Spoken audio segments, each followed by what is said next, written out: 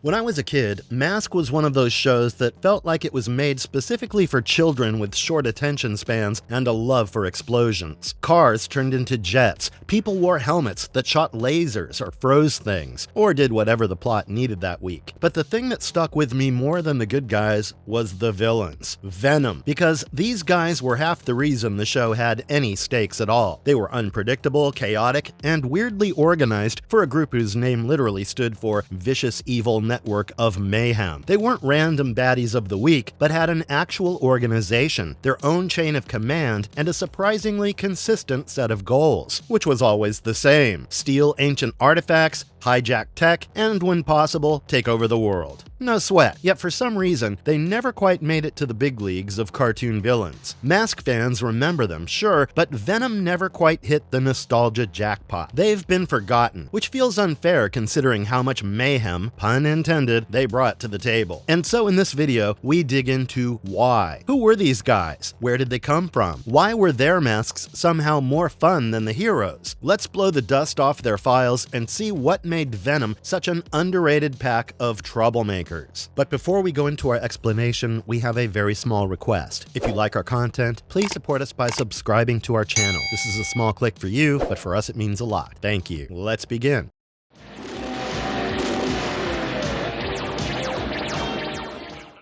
Who are Venom, and what is their origin story? Venom didn't rise from ashes or fall from the sky. It came from a guy who got mad and took half the lab with him. Miles Mayhem, once buddy-buddy with Matt Tracker, the brain behind the peacekeeping organization Mobile Armored Strike Command, aka M.A.S.K Project, was supposed to help create a better future. These two were building next-gen tech together that could have changed the game, transforming vehicles, masks with crazy abilities, stuff that could be used for rescue ops, or keeping things in check. These two were tight, or so Tracker thought, because Mayhem wasn't in it for the greater good. He wanted control and power. So when the time was right, he stabbed Tracker in the back, stole half the gear, and vanished. But what he took wasn't just blueprints and prototype scraps, it was everything he needed to build his own version of M.A.S.K, minus the ethics. And Mayhem didn't waste time. He put together a crew who didn't care about right or wrong, guys who were in it for the payout, the control, and the chaos. That was the beginning of Venom, the Vicious Evil Network of Mayhem. And yeah, the name makes it pretty clear they weren't hiding behind fake morals. This wasn't a bunch of world-conquering fanatics, but they wanted to strip it for parts. Steal a statue today, blow up a dam tomorrow, hold an oil pipeline hostage next week. If there was money or leverage in it, Mayhem and crew were on it. Just profit and destruction. And their plans were rarely subtle. We're talking about everything from robbing banks to hijacking nuclear tech, but they always had the gear and guts to give M.A.S.K a hard time.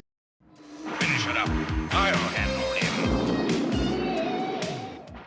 What is Venom's philosophy or goal? If you're looking for a master plan or grand manifesto from Venom, good luck. While the heroes worked under M.A.S.K, Venom was dirtier and ruthless. They didn't work for a country or a cause, and had no allegiance. Compared to villain groups like Cobra or the Decepticons, who had big picture goals like world domination or galactic conquest, Venom kept it a lot simpler. They were in it for the money, plain and loud. Strip away the tech, the laser blasting masks, the transforming vehicles, and underneath all that, they were straight up crooks with expensive tastes and no regard for collateral damage. Their game plan was built around fast profits and was usually chaotic by design. One day they would hijack a gold shipment. Next, they would kidnap a billionaire or smuggle stolen tech across borders. If it glittered or went boom, they were probably trying to steal it. You see, they didn't discriminate. As long as the job paid well and caused trouble for Matt Tracker, they were all in. What made them a problem was how well organized they were and yet thrived in the mess. And no, it wasn't much about loyalty either, or codes. If a teammate messed up, Mayhem would replace them without blinking. If a deal got messy, they would double-cross their own clients. Everything was transactional. Loose rules, unhinged personalities, and blown-up big egos. Yes, that's what Venom was. Nobody followed a code, and nobody played fair. Yet everyone was in complete sync when it was time to level a village or turn turn a power plant into a hostage situation. At the heart of it all was Miles Mayhem. While his crew did the dirty work, everyone had their own motives, but most of them boiled down to three things: money, power, and if they got to humiliate Matt Trakker while doing it, all the better. And unlike some of the other over-the-top villains from cartoons back then, Venom actually felt threatening. They fought dirty, sometimes won, sometimes lost, but they were the reason M.A.S.K had to stay on their toes every episode. Every Venom member had a personal mask that did something ridiculous, from invisibility to mind control, and each member had a different speciality: demolition, infiltration, air support, and brute force. It was a criminal super team tailored for maximum damage. Venom didn't have tragic childhoods or world-saving dreams. They were bad guys with big guns, there to mess things up, cash in, and get away looking cool while doing it. And all because Miles Mayhem took his shot, built his army, and declared war on the world one heist at a time.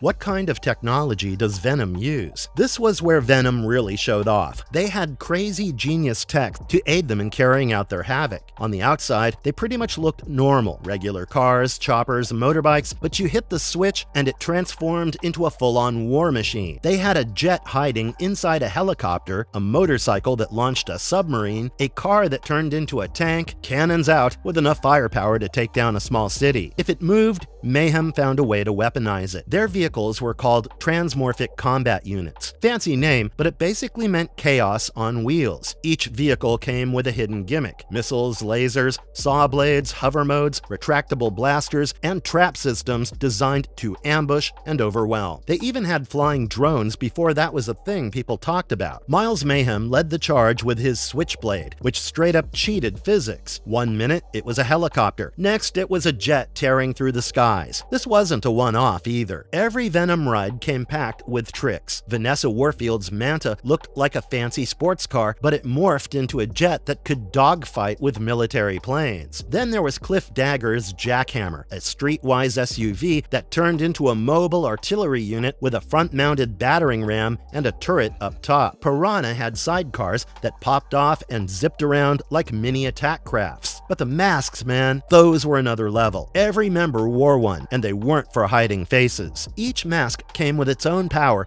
and could do all kinds of messed up stuff. It could shoot out sonic waves that wrecked buildings, spit acid, fry tech systems. Another made illusions to throw off enemies, EMP bursts, and teleportation. Mayhem's own mask, Viper, spat out corrosive gas, although they weren't as polished as the actual masks were. After all, the tech all came from stolen designs. Sure, they were OTT, but they were deadly and got the job done. That's what made Venom a threat. Not the head count, not the plans, the tech. Always the tech.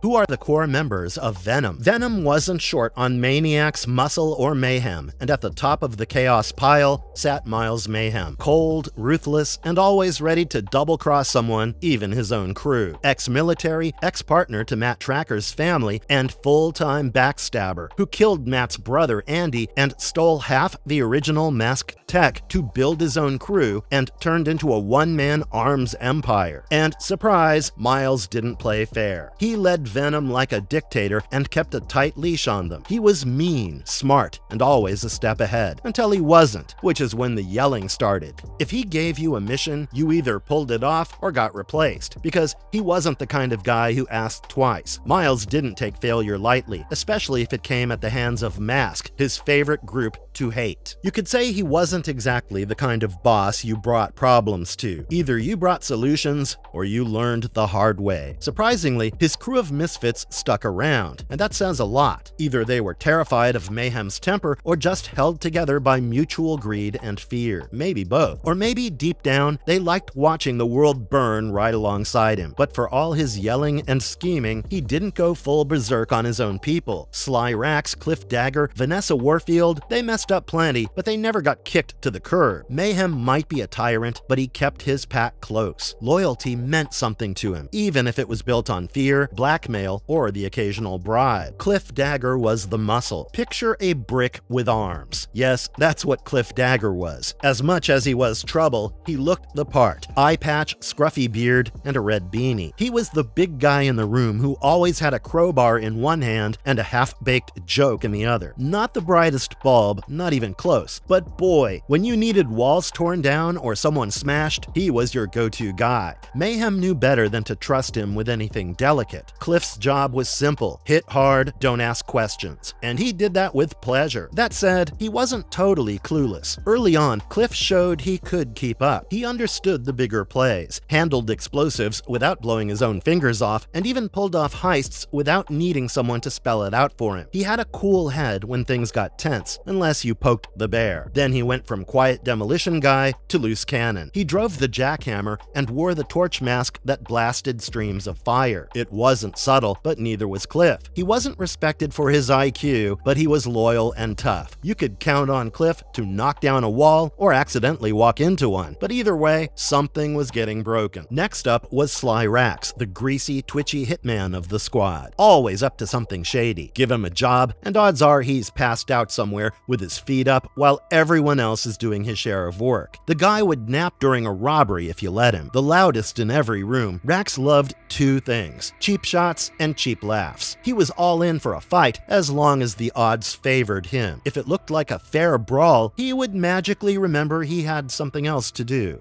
He liked messing with Cliff Dagger, poking at him like a bored kid with a stick. And oh, Sly whined constantly. If the mission wasn't fun, too hard, too risky, or too boring, he made sure everyone knew it. Complaining was his hobby, second only to dodging responsibility. And for reasons no one could explain, animals hated him. Dogs chased him, birds dive-bombed him, and he might have set a world record for most swarms provoked in a year. Nature just didn't vibe with Sly Rax. But surprisingly, underneath all that lazy chaos, there was a little more going on. Rax glinted in his eye sometimes, the kind that said he wasn't happy playing second fiddle. Word is, he had his own ideas. Maybe not about running the whole Venom operation, but at least snatching a bigger cut. He didn't trust Mayhem, and deep down, he probably thought he could do better. Sly rode a motorbike called Piranha and wore the stiletto mask, which shot toxic darts. Rax might not be the strongest, but he was slippery, unpredictable, and always 2 steps shadier than the rest. Vanessa Warfield brought smarts, attitude, and a whole lot of confidence to the crew, and she knew it. Sharp and probably the only one who could have gone solo and made it big, she was easily the best strategist in the crew. Cool under pressure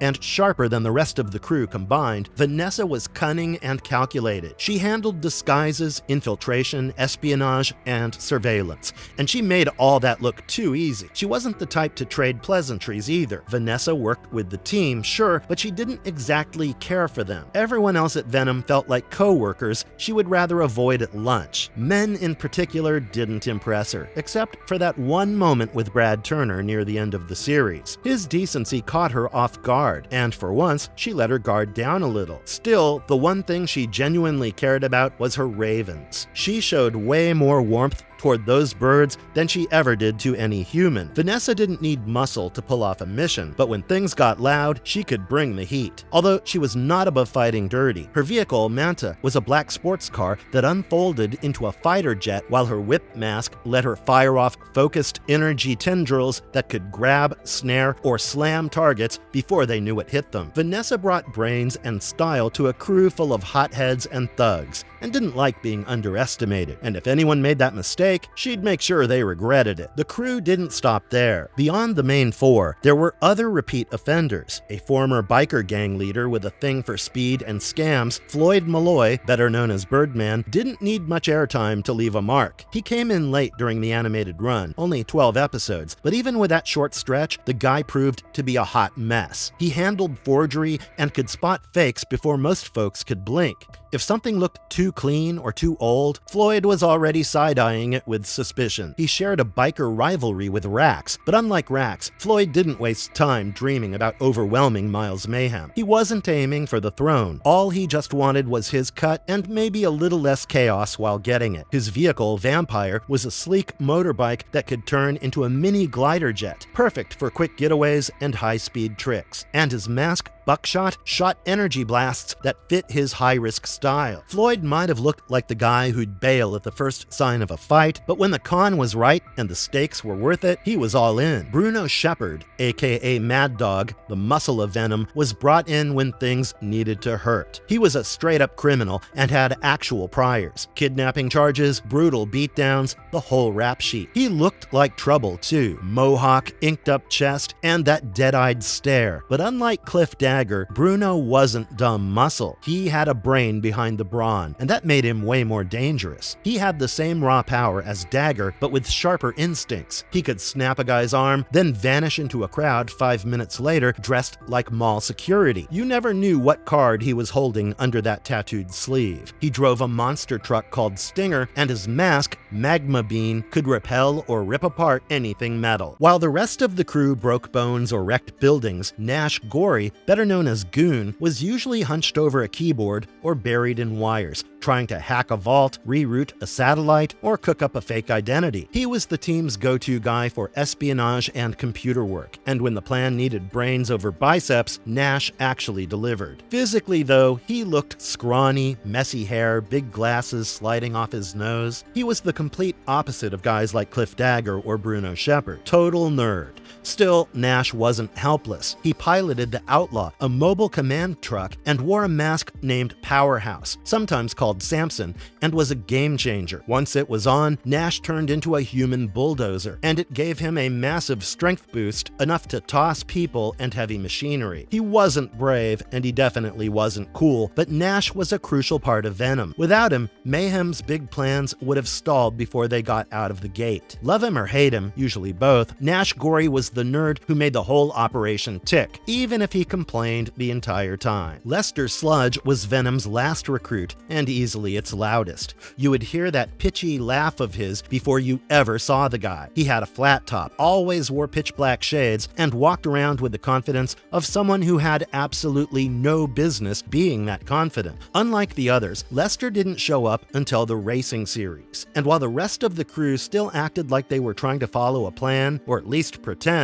Lester couldn't care less. He teamed up when it suited him, but most of the time he did his own thing. His loyalty to Venom was shaky at best, but his talent for ruining other people's days, well, he shone there. And in a crew full of crooks, brutes, and schemers, he still managed to be the most annoying guy in the room, which is saying a lot. You could not call the team a team built on trust. These were mercenaries and maniacs who stuck around because the pay was good and the explosions were loud. Each one brought their own chaos and were violent, greedy, and armed to the teeth, which made them exactly the kind of crew you would expect from something called the vicious evil network of Mayhem. What are their powers and limitations? While Venom had one big strength, and no, it wasn't brains or loyalty, it was their gear. But for all the power, Venom was far from perfect. Their real strength, chaos, was also their biggest liability. They had the coordination of a bar fight and were built to ambush. Their gears had a limit, and the masks needed time to recharge. Vehicles could be overpowered or jammed, and once the element of surprise wore off, they didn't have much discipline to fall back on. That's where M.A.S.K often took the win. Clean coordination beat wild chaos more times than not. The crew overly depended on their masks and machines, and any time they were caught without them, the whole act fell apart fast. Most importantly, they didn't trust each other. Mayhem ran things with an iron fist, but half the time, his squad barely followed orders. Ego ruled everything. Sly hated taking orders. Cliff barely understood them. Vanessa might have been the only one with a working brain, and even she wasn't above pulling her own side hustle if it paid better. Plans usually blew up because someone got greedy or impatient. All that firepower, and they still kept tripping over themselves. How does Venom compare to others' 80s villains teams? Venom had all the right ingredients to be top tier. They had the look, the tech, loud personalities, betrayal, explosions, and a leader who actually got stuff done. But compared to other 80s villain squads like Cobra or the Decepticons, they fell short of the crown. Cobra from G.I. Joe were cartoon terrorists with actual catchphrases. The Decepticons were alien warlords bent on total domination with power struggles, planet-smashing weapons, and megastar villains like Megatron and Starscream. Now, Venom, though, took a bit of a different approach to the whole creating chaos in the world motive. They had a smaller crew and were way more grounded. These weren't space invaders or wannabe emperors, but hustlers with high-tech toys who just wanted a piece of the world, apparently a large one, and didn't care much if the world burned down doing so. That actually made them feel more real. Unlike Cobra or the Decepticons, Venom was usually after stuff that made sense. Money, weapons, tech, revenge. Kinda if a rogue army colonel had a bottomless budget and no conscience, this could happen. Also, while other cartoons gave a peek into their villains, the rise of Cobra Commander, Megatron's fall, Venom didn't give much of a backstory. It only gave them names, cool personalities, and even cooler vehicles. Their world was fast and dirty, and the show didn't stop to explain it all. Still, if you look at pure threat level, Venom stands its ground. They might not have been polished like Cobra or mythic like the Decepticons, but they were nasty, fast, and way too believable. And sometimes, that's all it takes to be unforgettable.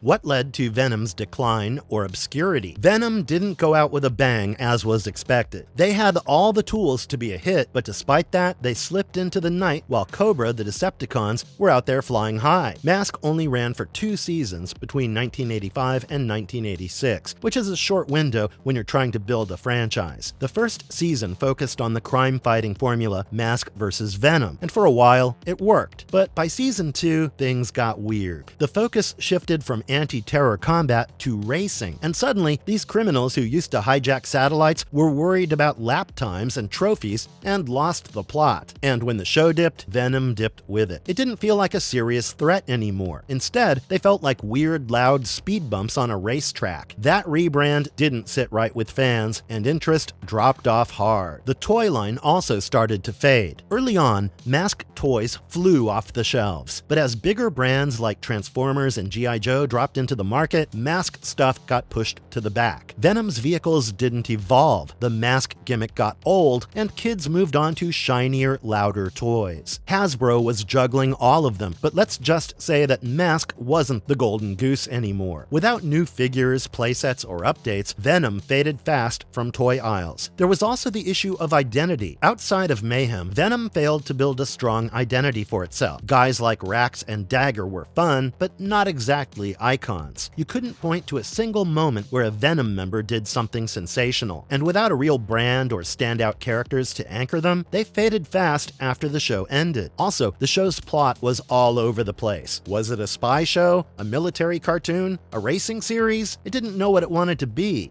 That didn't help Venom either. Even the timing worked against them. The late 80s saw a wave of darker, more serious content coming into cartoons and comics. Audiences wanted that, and M.A.S.K and Venom were stuck between over-the-top action and light adventure, and didn't fully commit to either. They looked cool, but the stories had no depth, just week-to-week schemes with no consequences. When the hype faded, there wasn't much left to hold on to, and when the 80s passed, the reboots skipped over them. While Transformers got movies and G.I. Joe got comics and live action, M.A.S.K was long forgot. But honestly, between you and me, these guys deserved more love, or at least a reboot with better aim.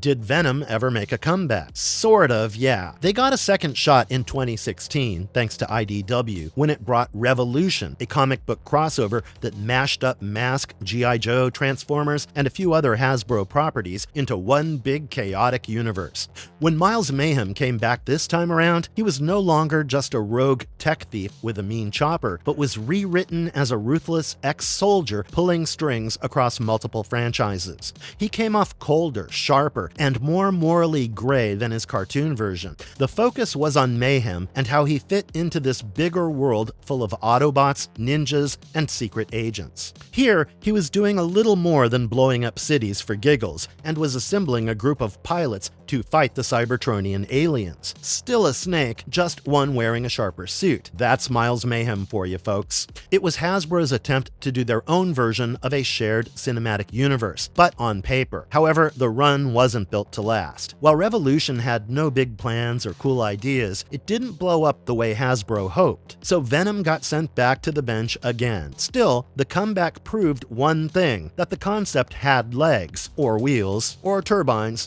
whatever. Point is, although for a while Venom did work, all it took was a smart update and a decent platform, and they were back to stirring chaos. Also, over the years, the Vine has been ripe with talk about M.A.S.K and Venom making a leap to the big screen, but the project stalled, and as of now, there is no new development. Still, Venom hasn't been completely buried, and while they haven't gotten the full reboot treatment, they did come back for one last ride in the comics, and every now and then, we hear rumblings of something bigger waiting in the wings. Venom's down, not out, because people out there, they still care. Venom might not headline conventions or pop up in TikTok nostalgia reels, but they made quite the buzz if you know where to look.